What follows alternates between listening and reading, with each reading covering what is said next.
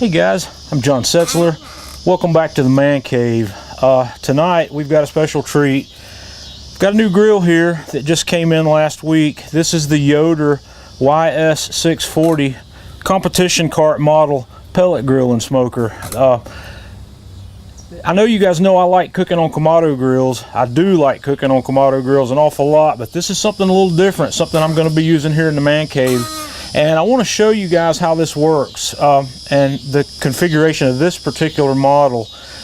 In my opinion, I think this is probably the strongest grill of this kind in its class. So there's a lot of cool features here, a lot of versatility on this grill, and I'm really looking forward to doing some cooking on it and sharing those cooks with you. So first thing I want to do is give you a walk around demo of this grill, how it's made, its features and whatnot. So let's get started. This grill, like I said, is built like an absolute tank. It's built from heavy gauge steel. It's got a balance up here to help with the lid weight. This lid's heavy, but this helps balance it, helps hold it open. And it's got the grip, the cool grip handles on it here, so when the grill is hot, you can handle this without burning yourself at all. So we're just going to lift this lid open, and I'm going to show you about the interior cooking space.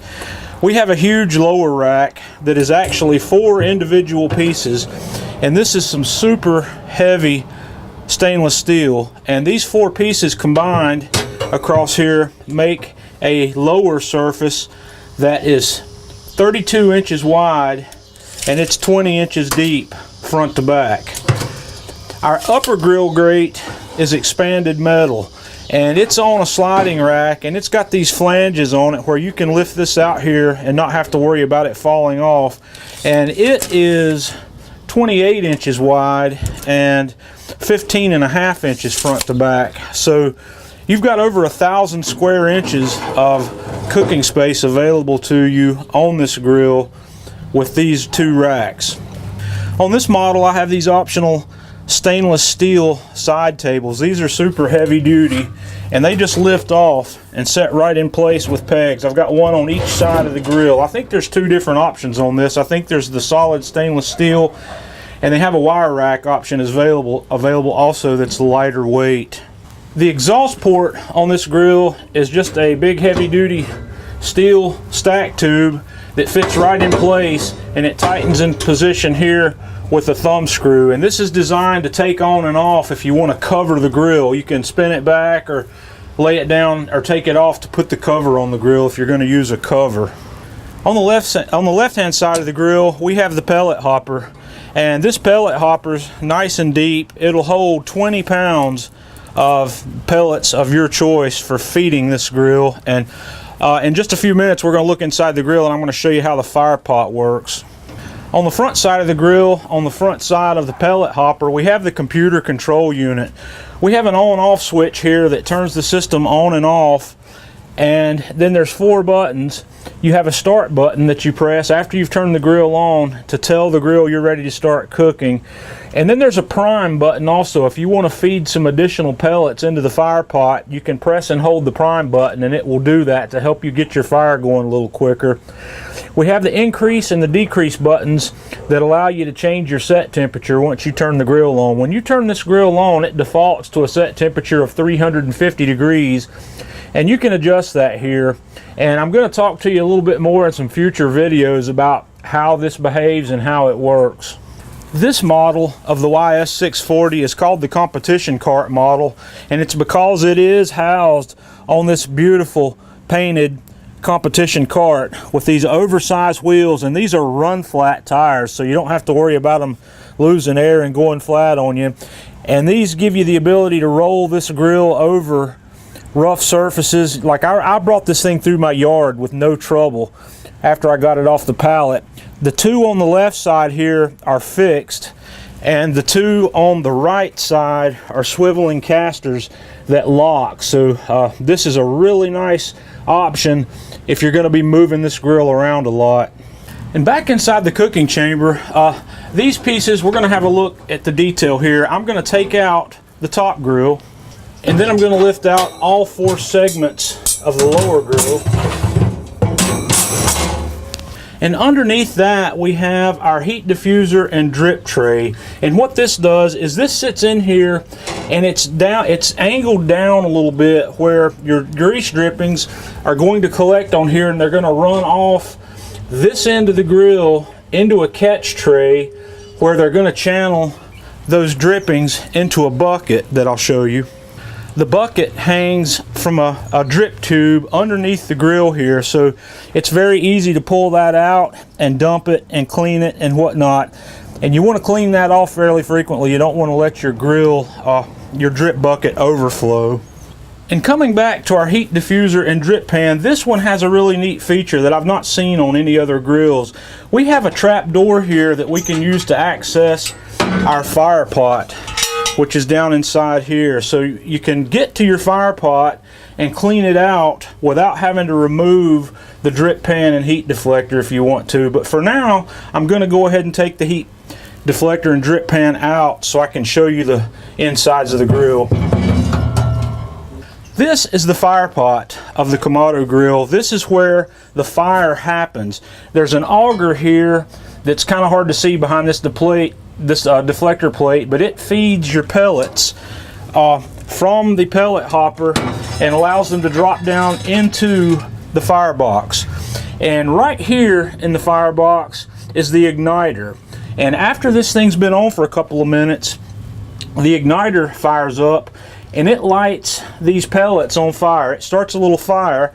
There's a fan blowing in here also that stokes that fire. And once the fire is going, the igniter turns off and the fire is controlled by the fan system. Just up above, you can see over here is our thermometer.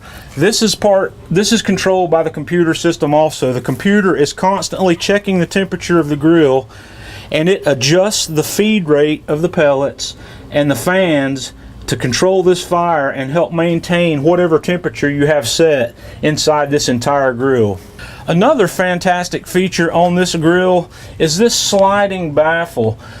There's a handle out on the right hand side of the grill that you can use to slide this in and out. You can push it all the way over.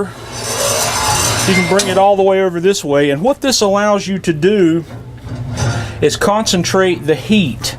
If you wanted to do some grilling on this grill instead of some smoking and roasting, you could bring this heat shield, or you could bring this baffle plate over, and it's going to concentrate the heat more on this side of the grill.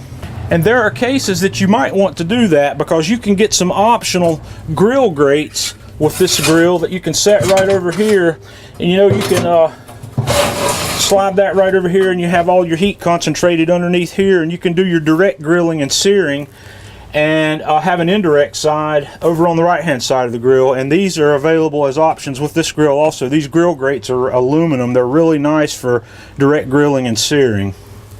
This baffle, though, like I said, allows you to concentrate the heat, but it also behaves sort of like a tuning plate set up in your offset cookers. You can adjust this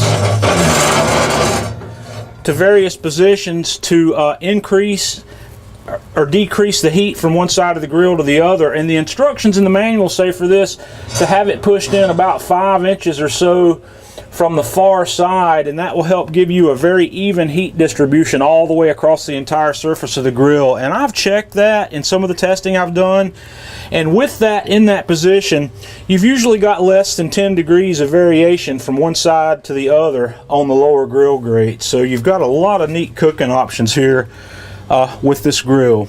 This grill is something you also want to keep fairly clean. After each cook, you're going to have some ash build up in the fire pot, and this fire pot just lifts out. So you just lift that guy out, dump the ash out of it, and you're going to want to use a small shop vac or something to vacuum ash out of here and ash build up over in this area of your grill. And if you've got grease build up in here, you're going to want to clean that up too. You don't want to let it build up and get really nasty in there.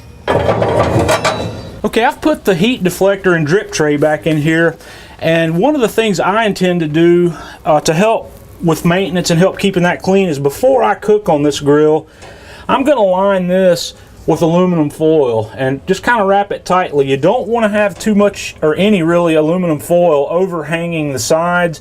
You can wrap it around there, but it needs to be tight. But you don't want to block off the air gaps that you have between here, but some aluminum foil on there will help with cleanup. The very last element of this grill is just plugging it in. It comes with a fairly long cord, and it just plugs into an outlet here on the left side of the grill. And when you're finished with your cook, you want to unplug this grill. You don't want to leave it plugged in. It has something to do with the grill doesn't reset itself, reset its computer logic quite properly unless it's been unplugged between cooks. So that's that, and that's a brief and quick overview of this grill. Okay, so that gives us a brief walk around of what this grill is, how it's put together, how it works, how it's made. It's really nice. I have not cooked on it yet, and I'm really looking forward to cooking on it. One of the last things I'd like to talk about before we get started cooking on this grill is what differentiates it from other grill systems. This grill is, like I said, like you can see here, it's fully automatic. It's set and forget. You load up your pellet hopper with pellets and turn it on and let it stabilize, and then put your food on and just let it go. It works like your indoor oven. It's almost like the microwave of the barbecue world. It's that easy to use. What differentiates this from a charcoal grill is the fact that we're not using charcoal, obviously. We're using these hardwood pellets. These are pure wood. They're no fillers, no additives. They're 100% wood. So in that element of this grill, what it mimics is sort of like a offset stick burner. You're not using charcoal. You've got a very small hot fire going in our little fire pot, and it's constantly stoking that fire. So you've got a little bit different combustion situation and a little bit different smoke situation with a grill like this. And like I said, I believe it more closely mimics the results you'll get from a stick burner than you will from a charcoal grill. They're similar, but they are different, and you'll have a little different flavor profile. I can't say that the flavor profile is better or worse. It's just a little different. I've got some experience cooking on a pellet grill. I've had a Traeger Little Texas Elite for the last several years that I've done a lot of cooking on, that I actually gave to a family member to make room for this one. So we'll see if there's any differences there, and I'll talk about those differences as I come across them. So really looking forward to cooking on this.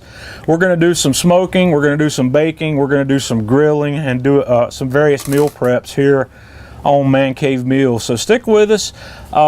Let me know what you think. If you've got a pellet cooker, give me a shout out and tell me what you think about yours.